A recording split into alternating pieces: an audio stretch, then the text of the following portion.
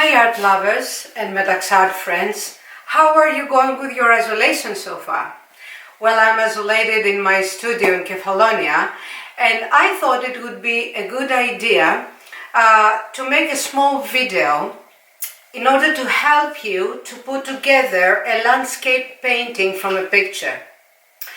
For this instance, I will be using the picture that was last posted on our Instagram account. But before doing this and deconstructing this image, I will try to explain very quickly what visual grammar means on this painting, which I did last year. Well, here actually we see two agave plants. We have a mountain behind, the sea, the sky, and some greens down. At the back of the agave, we see the sea. So this is the narrative.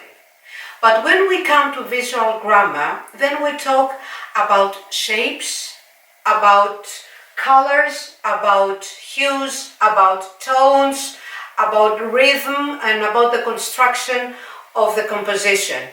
So, when we talk about a narrative as a mountain, then we talk visually as a triangle. We might say that this is a yellow. When we describe the hue, this is the first visual approach we're doing. So, we have a yellow and we have a blue background. So, this is brighter and this is darker. This is the visual approach. When we have vertical lines, and this is the visual approach, when we have the horizon, then we are talking about horizontal lines. And when we're talking about the sea, that is the narrative, here we have the curves. This is the visual. So you see, when we talk about something and we are narrating it, we have to think at the same time what exactly is the visual content of what we say. Let's say here is a cloud. We think it's a cloud. Actually, it is an horizontal scape. So this we say it's a mountain. No, it's not a mountain. It's a purplish triangle. This is the visual language. Okay. Now let's see how we're going to deconstruct this specific image. So, this is the picture of the spring Cephalonian landscape, and let's see how we can deconstruct this picture and see how we can translate what we narrate in a visual language. So, we have a picture and we have a beautiful field covered with spring blossoms, a very clear sky, a mountain behind, and in the field we can see some olive trees, lemon trees and peach trees, and some weeds at the bottom. So this is the narrative. Let's see how we can translate the narrative to a visual language. So, cloud. Actually, we have an horizontal whitish shape. Sky. We have an horizontal blue shape that on the top is more dark blue, and as it goes down, it becomes brighter and more yellowish. We have a hidden triangle, which is the mountain behind. And then we have the horizontal line of the horizon and the field. And the shape of the field here is horizontal, and here is a little bit curvy. It's yellowish. The yellow on the top is more vivid, and as it goes down, it becomes a little bit more dark. Here is very bright and blue. We have the vertical lines of the trunks of the trees, which we have in a variety of sizes. This is bright and big. This is smaller and a little bit darker. And here we have smaller lines and darker lines. A very big variety of sizes. In the front we have another vertical line, which is the wire that belongs to the wire fence that is not very clearly seen. And then we have the shadows of the trees, which are, this is a triangle that is quite bluish green and dark. And then these shadows are more linear and more darkish bluish green.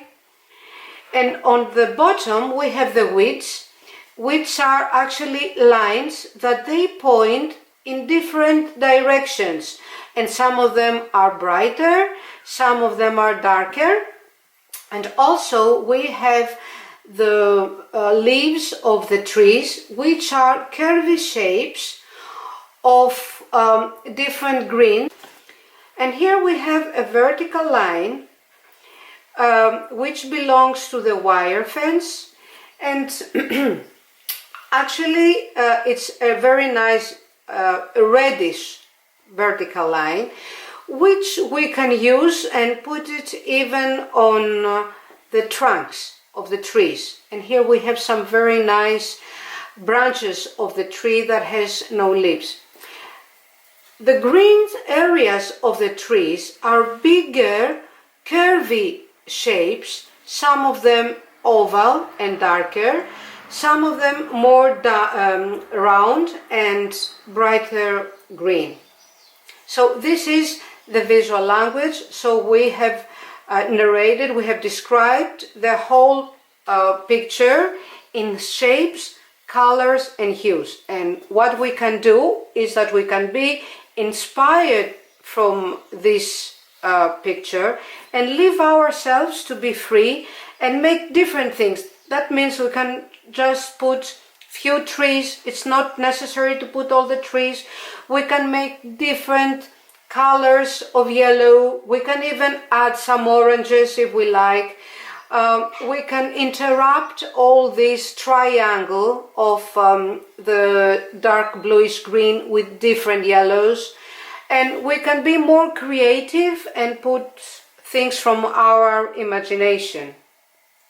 So this is the picture, and I will try and make here a very quick sketch where you can see how we could organize the composition of this picture. So now I will make something that could be the frame, the size of the frame. And now I'm going to try to make this shape, the blue shape, and it's here on the top. So I will make it a little bit curvy, very fast. It will stop somewhere here and have the tree, and will end somewhere there. Then I have to find the line, the yellow line of the horizon.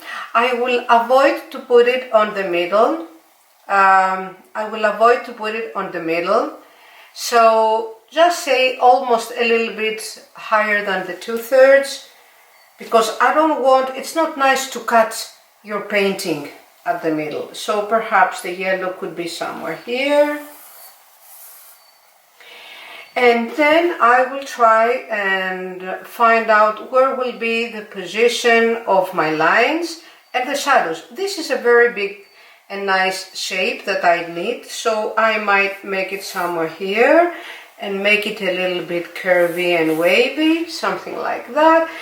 And then I'm going to start putting the lines. So one line of the tree could be here, the bigger one, the smaller could be somewhere there. And then as we go back, we can have smaller lines, as many as we need. Here are going to be the ovals and the round shapes of the trees, the linear shadows,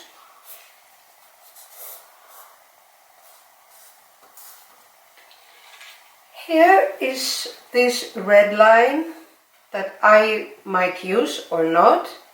Here is the trunk, of the tree, and here are the weeds that they go in different ways. And here I might have a shape, an horizontal shape of the clouds.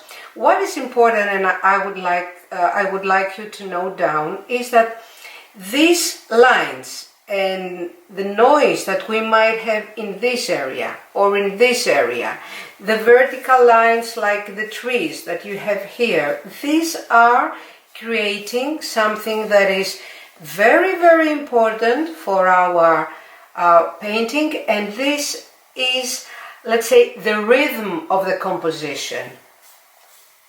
So this is the first idea of how could be my landscape.